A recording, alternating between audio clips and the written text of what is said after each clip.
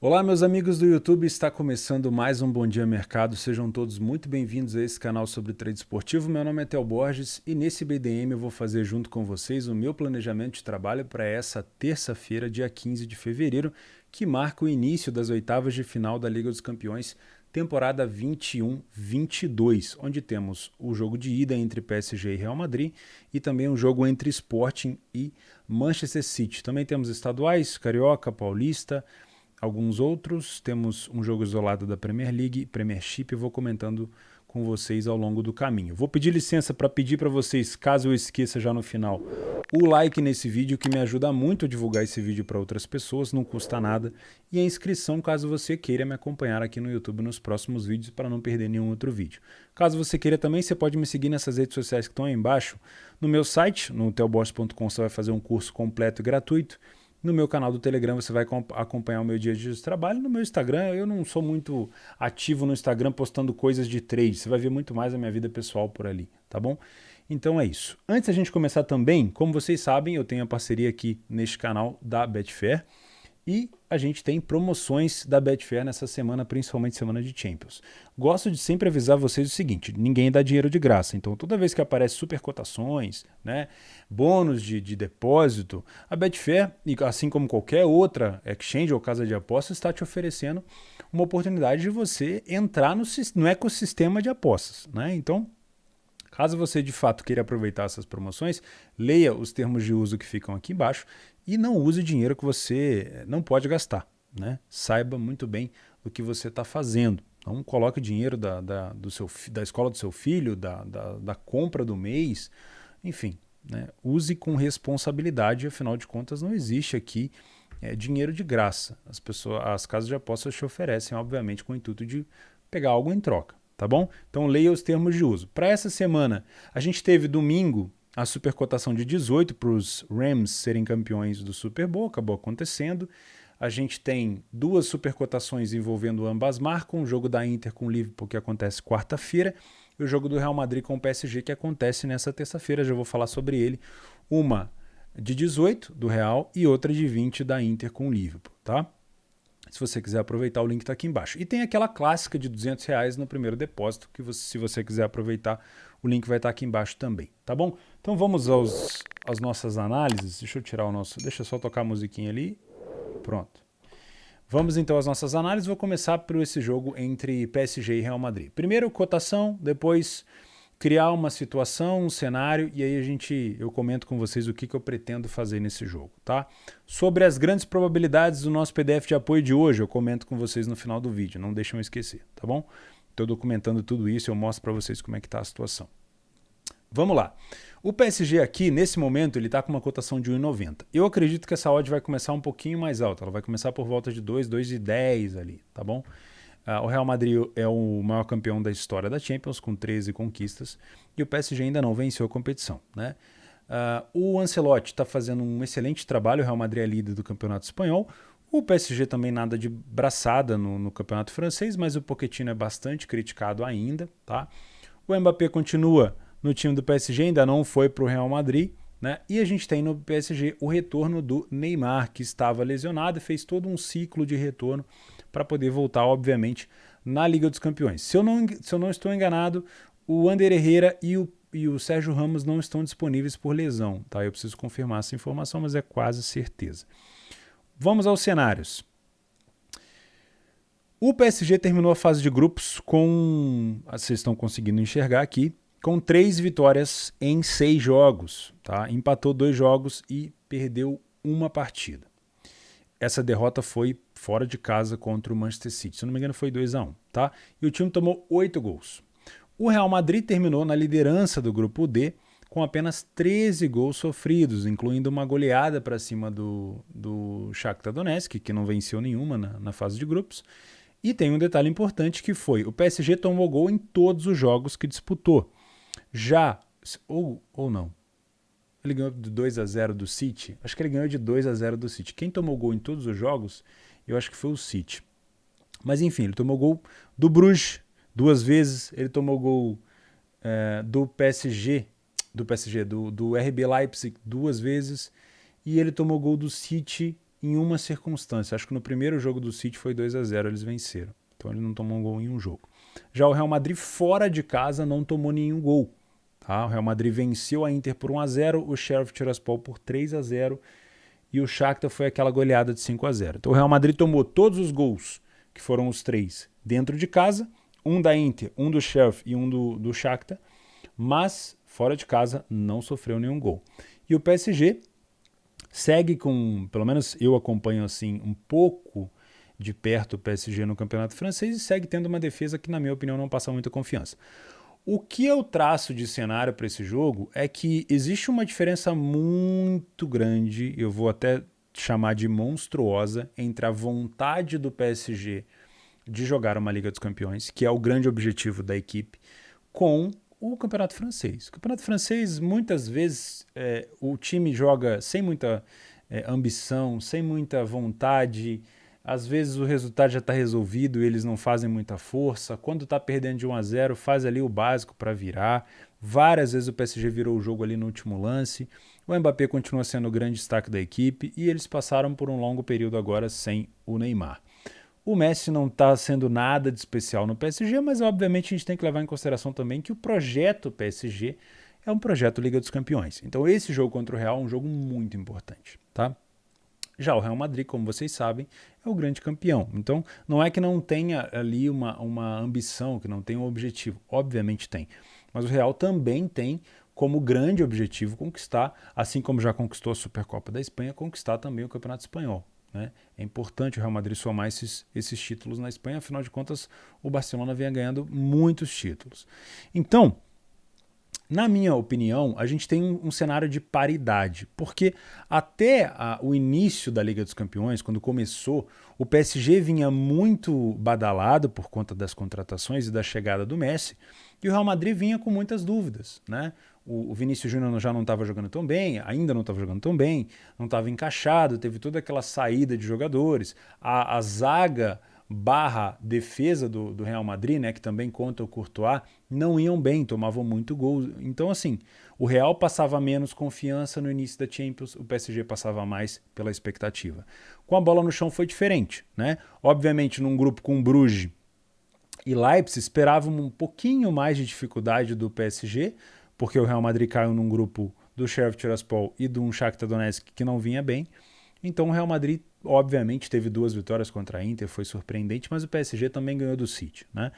Mas, na minha opinião, a gente tem um cenário de paridade nesse momento. Não é um jogo onde o PSG pode colocar a bola debaixo do braço e falar que é o grande favorito. Eu discordo, tá? Mesmo sendo um jogo de mão dupla, eu acredito que seja um jogo um pouco mais parelho. Primeiro, porque a defesa do Real Madrid melhorou muito comparado ao início da Liga dos Campeões.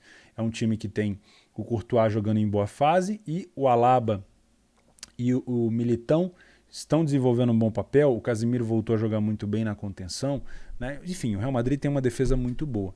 Fora as bolas aéreas, que eu já vou falar sobre isso. E o time do PSG, na minha humilde opinião, vai ter muito trabalho de jogar num estilo do Real Madrid, que é um estilo um pouco mais de contra-ataque, um pouco mais reativo, onde consegue muito bem, diga-se de passagem, pelo lado esquerdo com Vinícius Júnior, fazer ataques em profundidade. E óbvio, quando junta Vinícius Júnior e Benzema, a gente tem uma qualidade no ataque muito forte. Pela direita, às vezes entra o Rodrigo, às vezes entra o Asensio, às vezes entra o Lucas Vázquez. Eu particularmente não gosto dessa última opção do Lucas Vázquez, mas está muito bem servido o Real Madrid. Então gosto do meio campo, melhorou a zaga e ofensivamente o Real vem muito bem. Por isso que eu acredito que essa cotação do PSG ela tem a possibilidade de correção.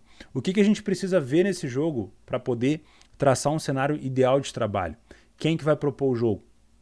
E eu acredito que o PSG tem que ficar um pouco mais com a bola para propor esse jogo, com o Messi e o Neymar ali tomando as iniciativas pelo meio, e o Real Madrid joga de fato no contra-ataque. Eu não gosto do Real Madrid propondo o jogo, com todo respeito, acho que o Real leva muito mais perigo fazendo um jogo mais de contra-ataque, mais reativo. Então, se esse for o cenário, a gente vai ter uma oportunidade de ver o PSG sendo exposto em situações de contra-ataque do Real. São 2 times, vou puxar aqui o PDF de apoio, são 2 times que contra-atacam muito bem. A gente tem o PSG tendo marcado 4 gols de contra-ataque e o Real Madrid 5. Obviamente que isso aqui está levando em consideração não só os jogos da Liga dos Campeões, mas também os jogos da Liga Normal, da Ligue 1 e da La Liga. Mas, obviamente, é importante lembrar que as características se mantêm. Em relação à bola aérea, os dois times marcaram 6 gols essa temporada de bola parada e o PSG sofreu 1 gol a mais, tá? Aqui no Radar Esportivo a gente consegue ver a situação de média de gols. Como vocês podem ver aqui, o Real Madrid não tomou nenhum gol fora de casa. Já o PSG tomou uma média de 1 gol, tá? Então ficou aqui um jogo indicando pra gente uma possibilidade de gols. Eu, particularmente, acho que pode ser um jogo mais truncado do que um jogo exposto, tá? Muito por conta do cenário de nervosismo pelo lado do PSG, que já é maduro, mas tem sempre aquela questão de jogar contra o Real, tá? Um empate pro Real fora de casa não é ruim, mas eu não tô botando muita fé num jogo com muitos gols para longas exposições. Eu acho que eu vou me manter aqui trabalhando apenas o match odds. O meu desejo é trabalhar correções nessa odd do PSG, que deve começar por volta de 2. Qual que é o grande vilão que eu tenho aqui? Se eu tenho o Real Madrid deixando a bola com o PSG, estar contra a equipe que tem a bola é sempre um pouco mais perigoso. Para eu ter um pouco mais de tranquilidade tendo o PSG a bola, eu tenho que ter o Real marcando muito bem, não deixando o PSG penetrar na área, e todas as vezes que o Real Madrid conseguir roubar essa bola ali próximo da sua área e conseguir puxar contra-ataque, o mercado vai tomando aqueles sustos, tá? É muito mais arriscado ficar contra o PSG em correção do que ficar contra o Real Madrid caso o Real Madrid só saia em contra-ataque, né? Porque pode ser que os contra-ataques do Real sejam mais esporádicos.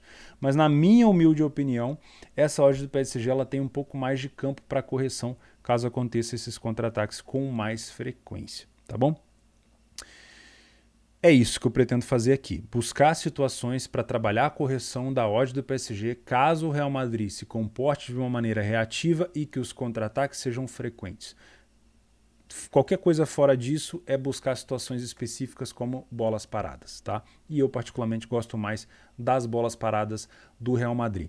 Por que eu não compraria as bolas paradas do PSG? Apesar de saber da grande velocidade do Mbappé, que pode fornecer ao Real Madrid uma dificuldade muito grande também no contra-ataque, o Real é um time muito perigoso no contra e também pode prejudicar essas ações de bola parada do PSG. Então, se você vem para esse jogo com aquela ideia, vou trabalhar a bola parada a favor das duas equipes, porque as duas equipes são boas.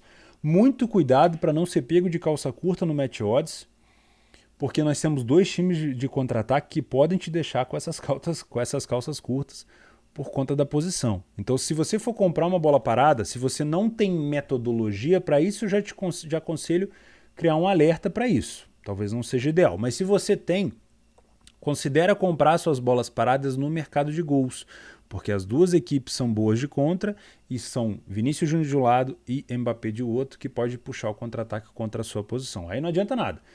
O Real Madrid tem um escanteio, você compra contra o PSG e o Mbappé dispara no contra-ataque, você já tem essa odd disparando e você vai ter ali um prejuízo muito maior. E aí, quando a gente fala de bola parada, se você não tiver uma gestão muito boa, você pode ficar em prejuízo no longo prazo, tá bom? Na minha opinião, um jogo mais truncado, não acredito num jogo extremamente aberto, pode ser que aconteça, mas não acredito tanto, até porque a gente tem 2 jogos, então a manutenção de vantagem é sempre muito importante. Tá bom? Então eu vou buscar aqui cenários para trabalhar contra o PSG no tempo normal, caso os contra-ataques do Real Madrid estejam conseguindo ser mais frequentes e a defesa do Real, meio campo, o miolo ali do Real Madrid esteja conseguindo neutralizar os homens de referência que é o Neymar e o Messi. Caso contrário, me mantenho de fora. Tá bom?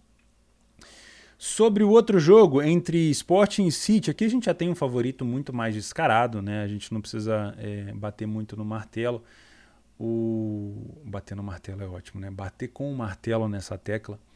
A gente tem os dois times sendo protagonistas dos seus campeonatos. O City é líder disparado, o Sporting é segundo colocado na Primeira Liga de Portugal. A gente pode até puxar aqui dados da Liga, mas ficaria muito assim fora do padrão, porque o Sporting joga contra alguns adversários específicos, o City joga contra outros, né? Usar dados de Liga aqui não vai fazer muito sentido.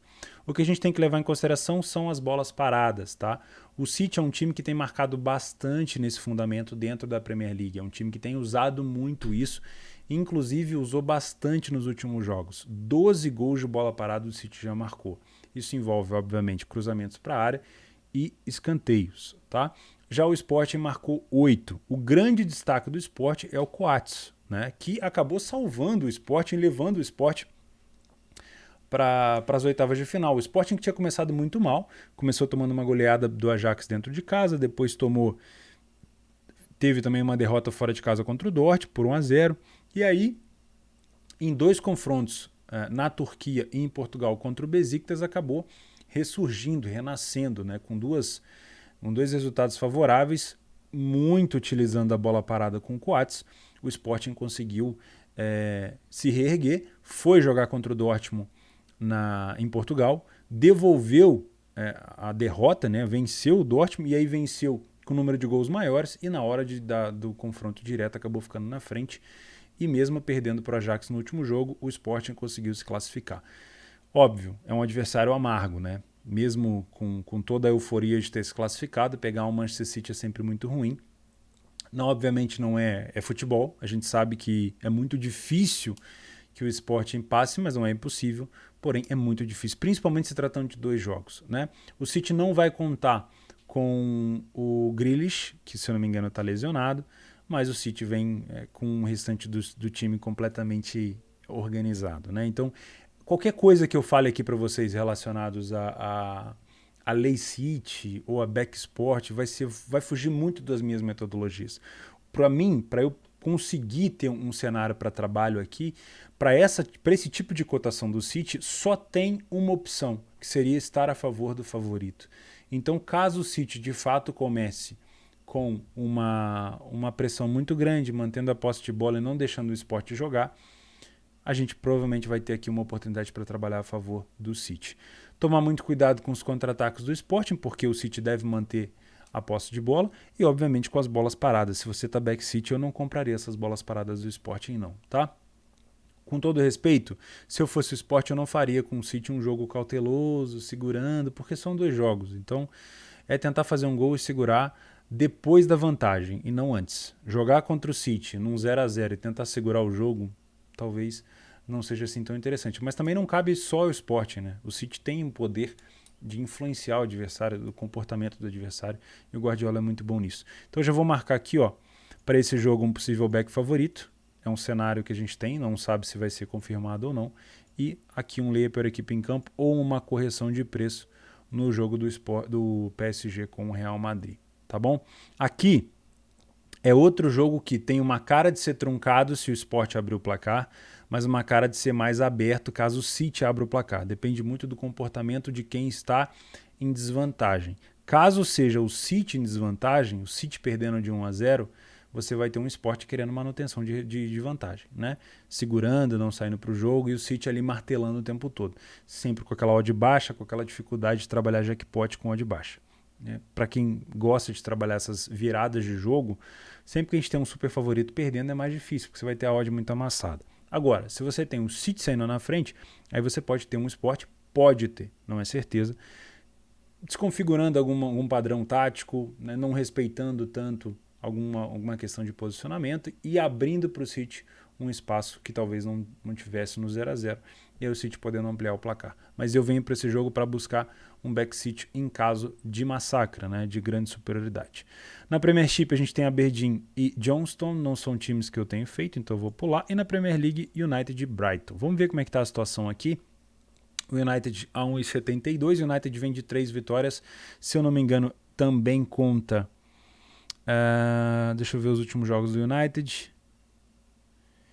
Ah, não. 3 vitórias não. Uma derrota e um empate, não é isso? Dentro de casa que foram 2 vitórias. Deixa eu ver como é que está a situação aqui dos jogos do United. Eu lembro do último jogo contra o Southampton. Foi um jogo muito difícil para o Manchester United. E teve um empate também com o Burnley. Então são 2 empates que vem o United. E uma derrota para o Middlesbrough, mas aqui foi um jogo de Copa que eles acabaram perdendo nos pênaltis. A última vitória do United foi contra o West Ham, adversário teoricamente direto, né? Não vem bem, então o time do United com uma cotação de 1,72. Já o Brighton vem de uma vitória contra o Watford. Eu sinceramente acho a defesa do Watford muito fraca, tá?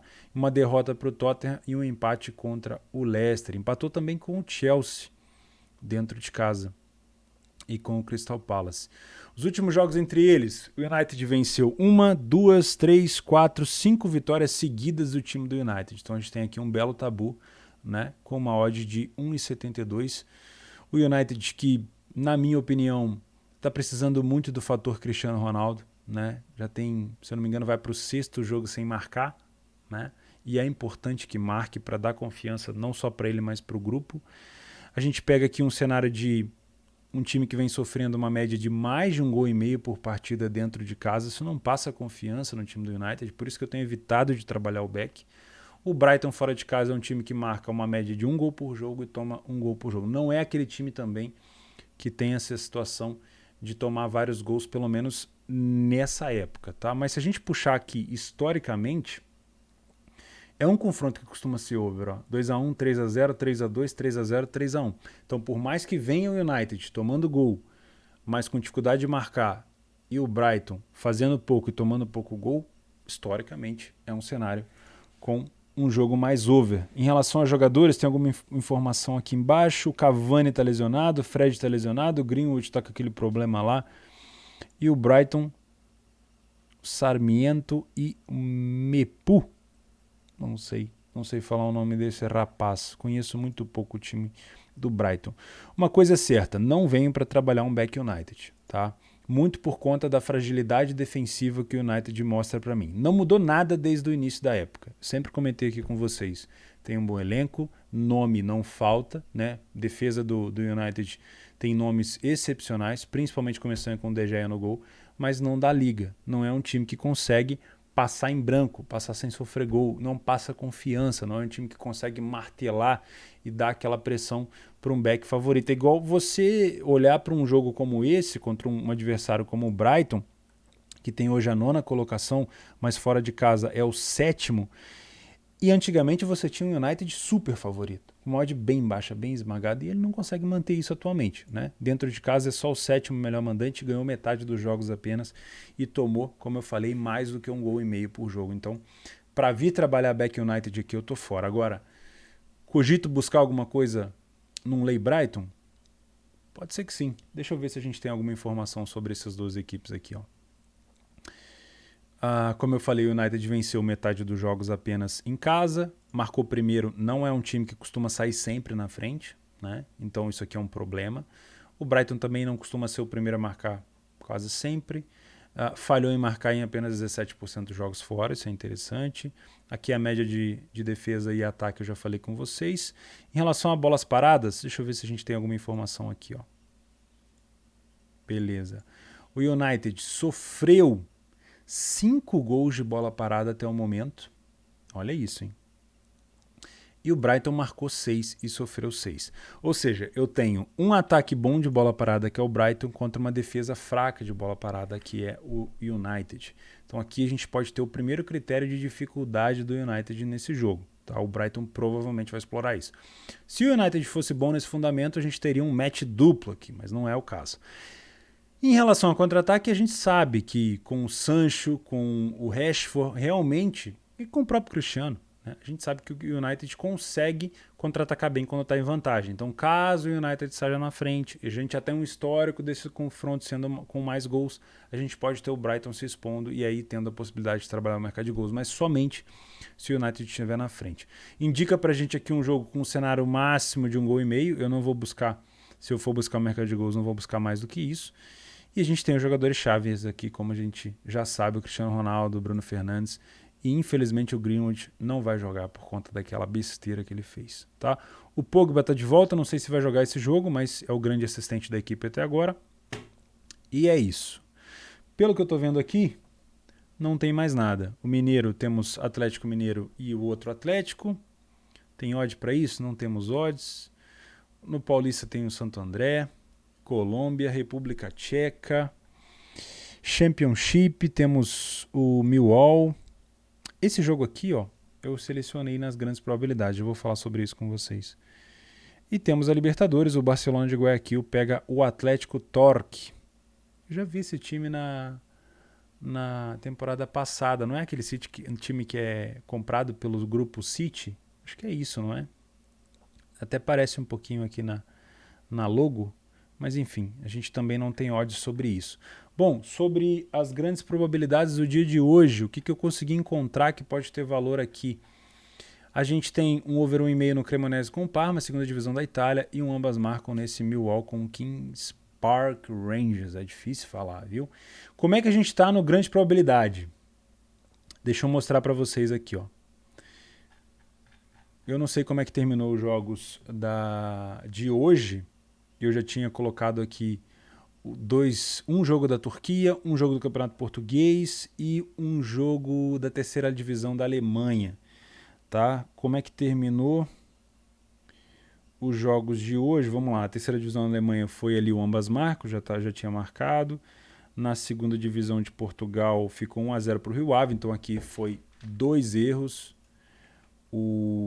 Ambas marcam no Estrela da Amadora com o Rio Ave e o over 2,5. O 1,5 também, então foram 3 erros. E só. Então aqui, ó, como é que está o desempenho? Estou fazendo a marcação e estou simulando aqui uma stake de 100, tá? 100 reais, 100 dólares. Tá aqui, ó. E nesse momento eu tenho que contabilizar aqui os prejuízos. 1, 2, 3, né? Porque como se eu estivesse usando a stake inteira. Esse jogo da Estrela da Amadora realmente puxou para trás. No total, a gente tem aqui, acho que no lado aqui dá para ver, ó, 7. Em 16 dias a gente tem 741 e 7 stakes de lucro, tá? Lembrando, isso aqui não são dicas de entradas. Se você estiver pensando em fazer alguma coisa, essas grandes probabilidades podem te ajudar, tá? Eu não faço essas entradas, mas o mínimo que eu posso fazer para ser justo é documentar. Não adianta eu colocar as coisas aqui e tá uma merda e eu continuar colocando. Então, por enquanto, tá tendo bom desempenho. Aqui tá misturado, ó. Ambas marcam, over 1,5, over 2,5. Mas até o momento estava até melhor, né? Mas o jogo do Rio Ave hoje puxou bastante para trás. Então tá aqui a documentação que eu estou fazendo para vocês. Depois eu deixo essa planilha disponível aqui embaixo, coisa bem simples, e eu vou colocando para vocês todos os dias. Se você é membro desse canal, você vai encontrar esse PDF na parte de assinaturas ou na parte de comunidade. Você clica na minha logo aí embaixo, tem uma aba ali comunidade em cima, você vai clicar, vai estar lá os PDFs. Se você não é membro desse canal, eu vou mostrar para você em todo Bom Dia Mercado quais são as grandes probabilidades que eu estou selecionando, tá? Mas se você quiser acesso a esse PDF completo, você vai achar ele lá na aba de assinatura se você for membro do canal. Se não for, clica no link aí embaixo.